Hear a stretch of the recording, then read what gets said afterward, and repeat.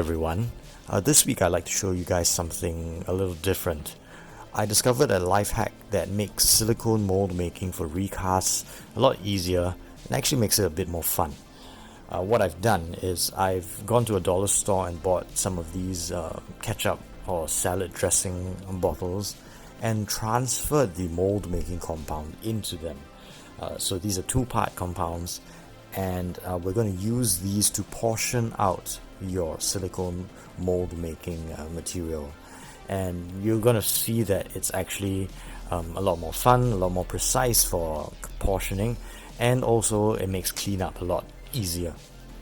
So you're going to need your two-part compound, you're going to need a container for your silicone mold, an electronic scale, relatively inexpensive, especially if you get the small ones, which you won't need a big one.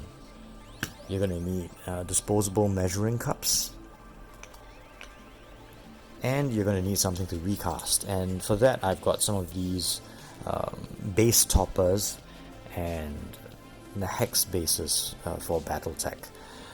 So what you want to do, and also you're going to need blue tack or sticky tack, your typical name brand or non-name brand adhesive tack. So what you want to do is grab a little ball of this, put it on the back of the item that you want to recast, and because these are flat on one side, you only need one part molds instead of two halves. So what you want to do is take that and press it into the base of your container like so. And you got to press it nice and firm. So what it leaves behind is a circle of blue tack holding the rest of the object more or less as flush as possible with the base. And that's important to get a nice flat pouring surface later on. So what I've done is I've prepared this in advance, and what we're going to do now is portion out our A and B formula. So as you can see, before we begin, I've got a pair of gloves on, and that's always important when you're working with chemicals. Even though you don't feel any kind of reaction to what you're currently using, I've learned the hard way that it sort of builds up in your system and you might have an adverse reaction many months down the road. So always wear gloves. We're going to start with our electronic scale. So we're going to power it up and then put one of our measuring cups on the scale and then tear. So we'll start with part A. So you see it actually makes portioning it very precise and very easy. With the more viscous fluids, you'll want to go slow, but generally making silicone mold is sort of a very happy process for me now. So I'm going to aim for 20 grams. And once you're near, you'll want to slow down and let it go drop by drop.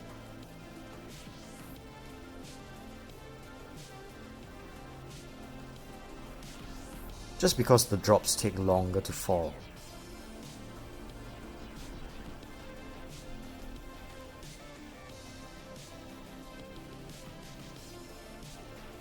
There's one more will do.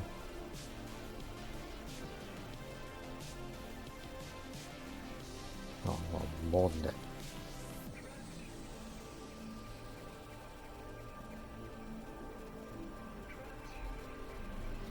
So I just want to touch that just a little.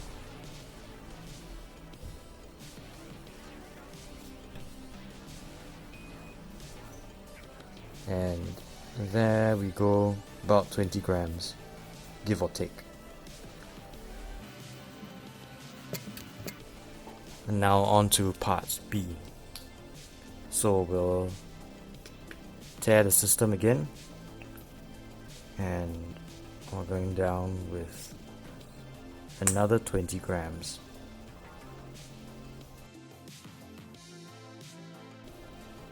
Give or take. So almost exactly.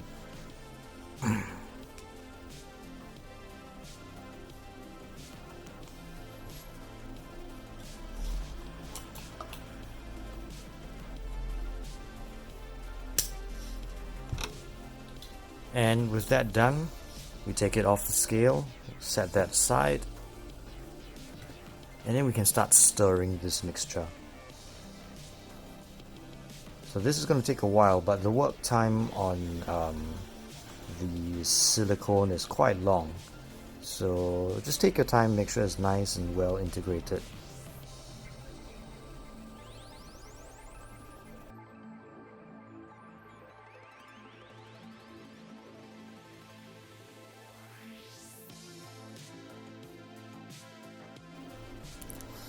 And now that the two compounds are fully integrated, what we want to do is transfer it into a new container.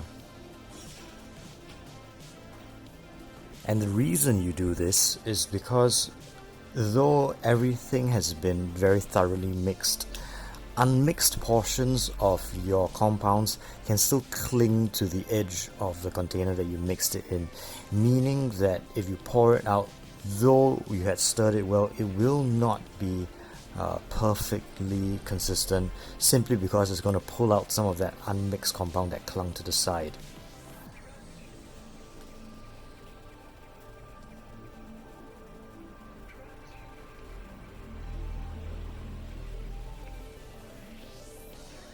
So as you can see, I'm pushing it out, but I'm not really being very thorough about it.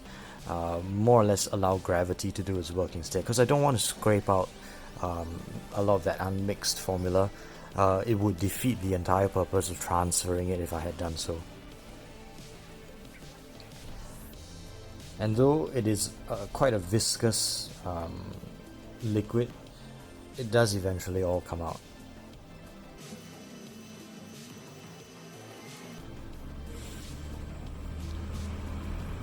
Now, what I like to do here is allow it to sit for a while and let those bubbles leave. If you know the work time of your compound, you can sort of time it so as not to overshoot. But assuming that that has been done, what you want to do, and this is going to make your result a lot nicer, is grab an old paintbrush, a fairly large one, and sort of brush your silicone mold compound onto the object itself, just a thin film. What that's going to do is allow the finished silicone mold to have a very firm grip on your object without losing any of that fine detail. What you're doing is you're getting your brush and pushing that mold compound deep into the crevices of your subject, like so. Repeat for the rest. I'm going to push everything into the crevices.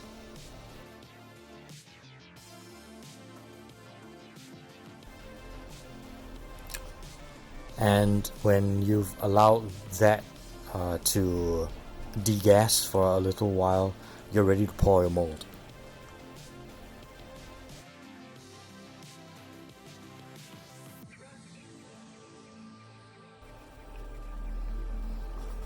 So I've run out of mold compound, so what I'm going to do is mix up a new batch.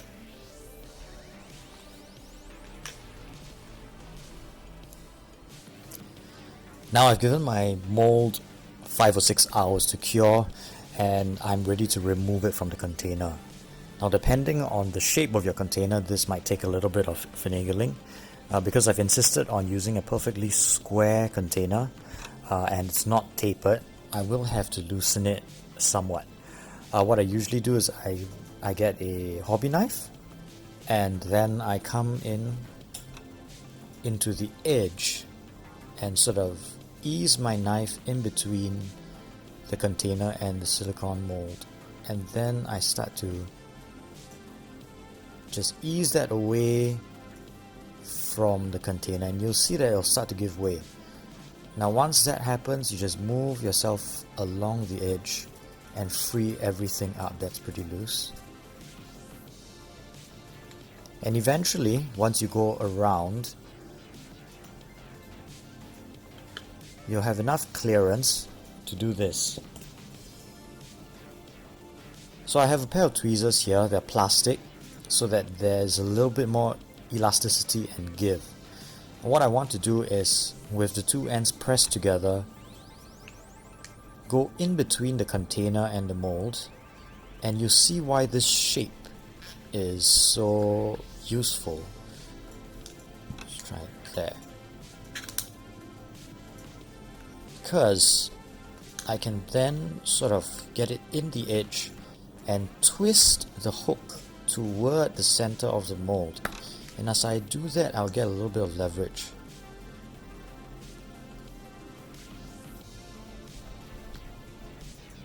And once I have that leverage, I can sort of pull that entire thing out. And you see my blue tack will come out along with everything else. And there's a cured silicone mold.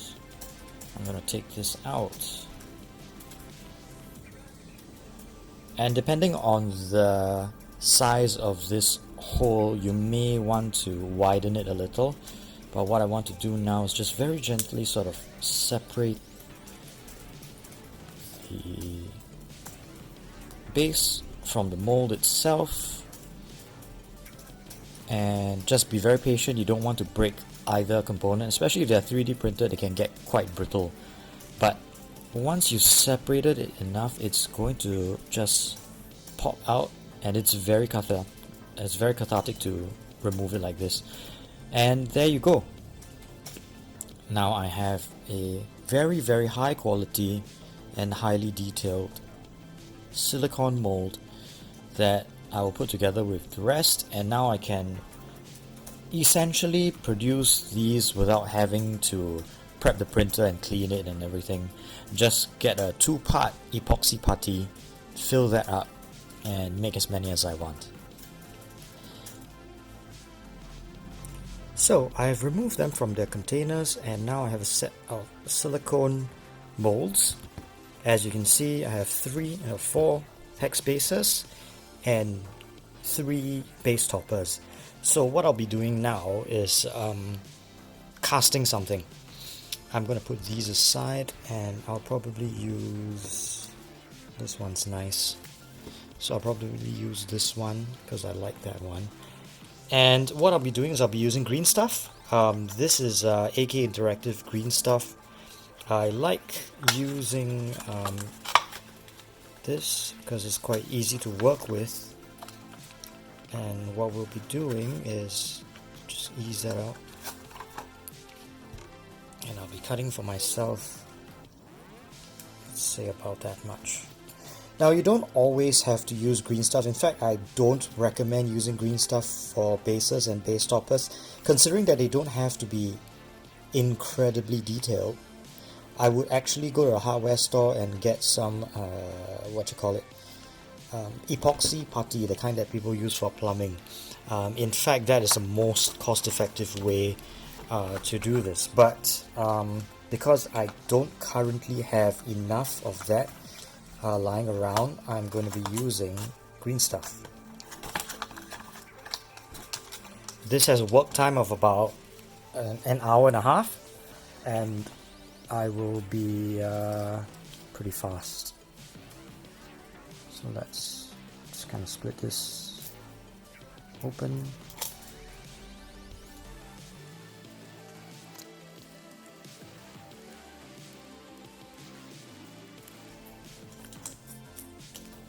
So once we've liberated the green stuff, what we want to do is roll it out.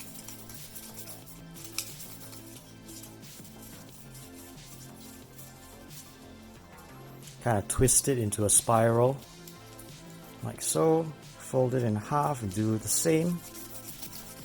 This will ensure that you have a sort of even consistency. You don't have to be too fastidious about it, but it does help.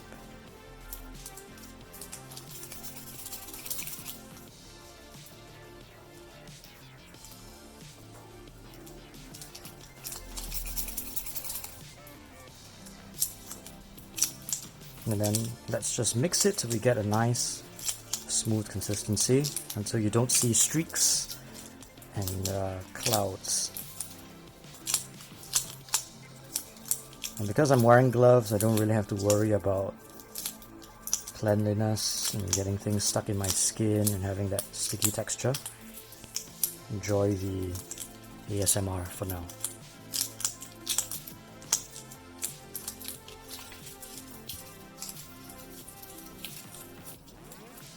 Now that that's done, it's a simple task. I do want to lubricate the silicone mold, so what I'm doing is using an inorganic lubricant. Anything without any residue works well for me. I have no idea what's in that one. I do know that it is synthetic, and that's the important part. I'm gonna get I think it's silicone. But anyway, I'm going to get a used brush and sort of brush that around. It's a little bit dirty, but should be fine. Get it into all the little nooks and crannies, corners. And then it's a simple task. Well, I'll spread it out a little bit more. Then it's a simple task of pressing my green stuff into that mold, and making sure that I get into all said nooks and crannies. You know what? I'm gonna have to take off the gloves so that it doesn't stick onto it.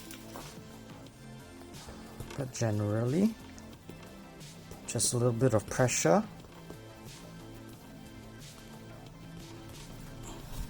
Just get a little bit more water on my hands. I'm not using my drinking water. I'm actually using a cup of water that I keep next to me for purposes like this. Don't worry about that. I'll be fine.